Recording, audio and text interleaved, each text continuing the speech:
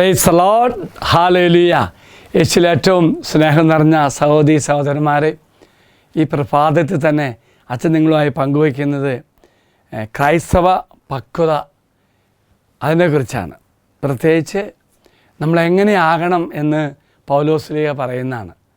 അതിന് പറ്റി വചനഭാഗം ചിന്തിച്ചപ്പോൾ അച്ഛൻ്റെ മനസ്സിലേക്ക് വന്നത് വിശുദ്ധ പൗലോസ്ലീഹ കൊറിന്തോസ്കാർക്ക് എഴുതിയ 1-ാം ലേഖനം 14-ാം അധ്യായം 20-ാം വാക്യം അതിപ്രകാരമാണ്: സഹോദരരെ, ചിന്ത നിങ്ങൾ ശിശുക്കളായിരിക്കരുത്.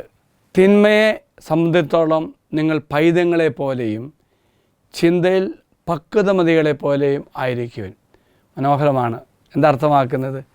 ശിശുക്കളെപ്പോലെ ചിന്തിക്കരുത്.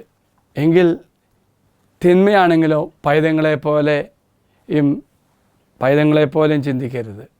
അപ്പുറമായിട്ടും എല്ലാ തരത്തിലും പക്വതമായ ഒരു സ്വഭാവം രൂപപ്പെടുത്തണം. ആത്മീയ പക്വത എന്നാണ് പൗലോസ്ലീഹ പറയുന്നത്.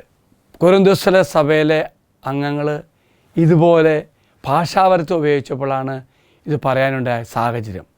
അതുകൊണ്ടാണ് പൗലോസ് പറയുന്നത്, പക്വതയോടെ ചിന്തിക്കുവാനും പ്രവർത്തിക്കാനും പഠിക്കുമ്പോൾ തങ്ങളുടെ നിരപരാധിത്വം നിലനിർത്തുവാൻ കൊരിന്ത്യസ് സഭയ്ക്ക് സാധിക്കുമെന്ന് പറയുന്ന പോലെ നമ്മളതുപോലെയാണ്. പക്വതയോടെ ചിന്തിക്കുമ്പോൾ, കുഞ്ഞുങ്ങളെപ്പോലെ ആകുമ്പോൾ നമ്മുടെ നിരപരാധിത്വം, നമ്മുടെ ഇന്നസെൻസ് അവിടെ തെളിയിക്കപ്പെടുകയാണ്. എപ്പോഴും പ്രിയമുള്ളവരെ, പൗലോസ് ഊന്നി പറയുന്ന കാര്യമുണ്ട്, നമ്മുടെ ജീവിതത്തിൽ വളരെ അത്യാവശ്യമാണ്.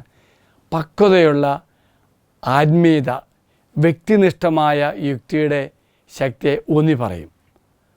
നാവുകളോ അല്ലെങ്കിൽ ഭാഷാവരത്തുള്ള കൊരിന്ത്യസ്കാരുടെ അഭിനിവേശം ക്രിസ്തുവിലൂടെ അവരുടെ പക്വതയെ മങ്ങിച്ചു എന്നാണ് പൗലോസ്ലീഹ പറയുന്നത്. പ്രത്യേകിച്ച് പ്രിയമുള്ളവരെ, പൗലോസ്ലീഹ ഈ വചനം പറയുമ്പോൾ മത്തായി എഴുതിയ സുവിശേഷം 10-ാം അധ്യായം 16-ാം വാക്യത്തിൽ തൻ്റെ അനുയായികളുടെ യേശുവിന് നിർദ്ദേശങ്ങൾ പങ്കുവയ്ക്കുന്നുണ്ട്. അതുകൊണ്ടാണ് കർത്താവ് പറയുന്നത് ശിഷ്യന്മാരോട്, ഞാൻ നിങ്ങളെ ചെന്നായ്ക്കളുടെ ഇടയിലേക്ക് ആടുകളെപ്പോലെ അയക്കുന്നു, എന്നാൽ പാമ്പുകളെപ്പോലെ വിവേകികളും പ്രാവുകളെ നിഷ്കളങ്കരമായിരിക്കും. ഇതാണൊരു ആത്മീയ പക്വത. ഈ ഒരു നിഷ്കളങ്കതയും പ്രാവുകളെപ്പോലെ നിഷ്കളങ്കരാകണം, ഒപ്പം തന്നെ സർപ്പത്തെ പോലെ വിവേകികളാകണം. ഇതാണ് ആത്മീയമായ പക്വത. ഇതാണ് പൗലോസ്ലീഹ കൊരിന്ത്യ സഭയിൽ പറഞ്ഞപ്പോൾ ആ ഒരു ഒന്നാണ് ഇന്ന് നമ്മൾ ചിന്തിക്കുന്നതും ധ്യാനിക്കുന്നതും പ്രാർത്ഥിക്കുന്നതും. എങ്കിൽ നമുക്ക് പ്രാർത്ഥിക്കാം.